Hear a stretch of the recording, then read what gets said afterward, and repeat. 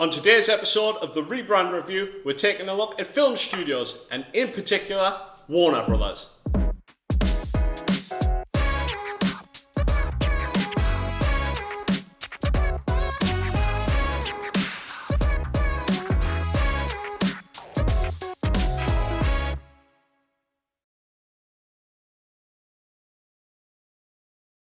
I'm Tony Hardy, founder and director of Canny Creative.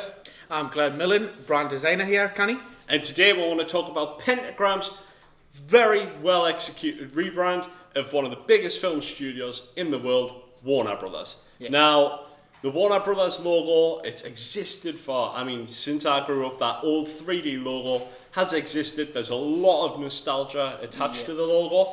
What's your thoughts? I mean, they've totally ditched it. They've went for this nice flat, just 2D. And to be honest, it looks really clean. The Warner Brothers logo is now blue and striking. It sits really nicely on a white background. What they've went and done is mocked it up onto some business card designs using Warner Brothers character names, which is quite a quirky, nice little touch. But more importantly, they've designed their own typography. Yeah, the type is really nice. It's a sans serif font.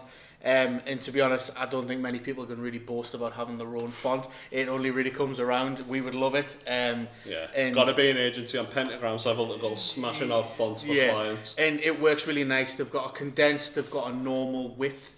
The condensed is used in the logo, and essentially everything else is in the normal one. It just seems to fit nicely everywhere. So application-wise, looking through the web, that we're actually pretty short on seeing how this is applied. So there's a water cooler tower, which we've seen, there's the business cards, and then there's these kind of shapes with Warner Brothers characters popping out of them. Yeah. I mean, I don't think this is as successful. DC Rebrand a while ago, they did something a little more clever about lifting the lid. Yeah. This, it's a pretty pedestrian solution.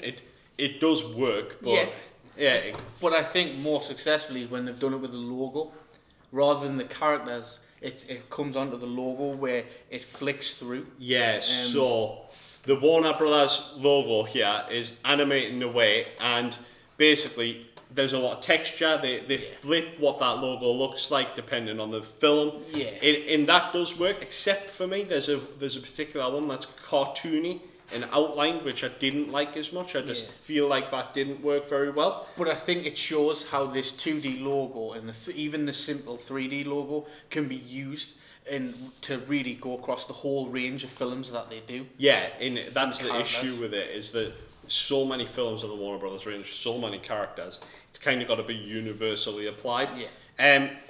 One thing I would say about it is, when COVID was kind of lifting a little bit and cinemas reopened, I sneaked off to see Tenet, and the new Warner Brothers logo actually caught us off guard there. One, didn't realise it was a film by Warner Brothers, but it also, I was watching it, I was immersed, the screen was dark, everything was dark, and Chris Nolan films, typically moody, typically more adult, dealing with complex themes.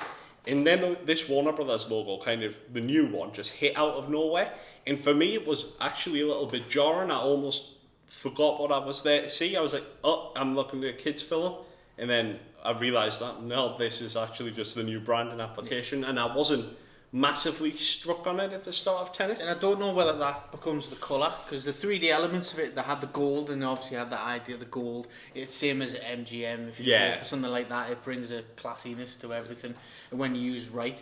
But they've went for this really flat blue, this really bright flat blue. I can't remember for the life of it at the start of Tenet if it was in black and white or if it was in blue. But either way, it was jarring. But apart from that, I actually really like the identity, especially in the forms I've seen it in. I want to see it with more films, but you have to wait for coronavirus to diddle off. Yeah. In summary, the Warner Brothers logo, it looks great in flat form, and on some of the material, it looks really, really good. There's some odd bits that don't look quite as clean as I would expect. And as Tony mentioned, it looks almost childish sometimes on a serious film when it pops up. And the custom typeface is obviously a massive plus point.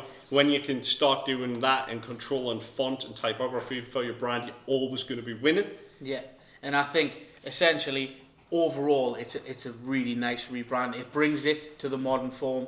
It allows them to use it without any of them 3D shapes sort of becoming very distorted when you get in the small sizes. All right, so let's score the thing. thinking and concept, for me, it was a modernization of an already existing, well-established brand. Concept, flattening it out, modernizing it. They've used the golden ratio to kind of tighten it all up. A 3, pretty safe, but at the end of the day, it was a modernization rather than a whole brand revolution. Yeah. Visual representation, I've given this a 4. I really liked how they've used it across certain elements. Some of them don't work, but most of the time it looks really nice when it's applied. The brand mark for me is a solid 4 pushing 5, so we've given it a 4.5. I think it works really nicely. It's big, it's bold. There's just that tiny little use case I've got to worry about. I mean, it's a tiny little use case. It's the main use case of the logo.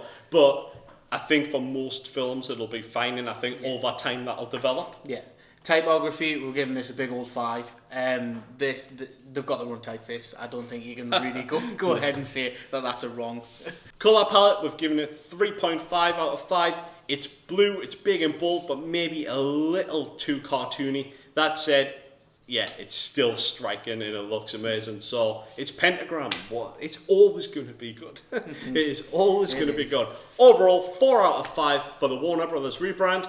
And that's it. That's been the rebrand review. Like, subscribe, comment below, and we'll see you next time.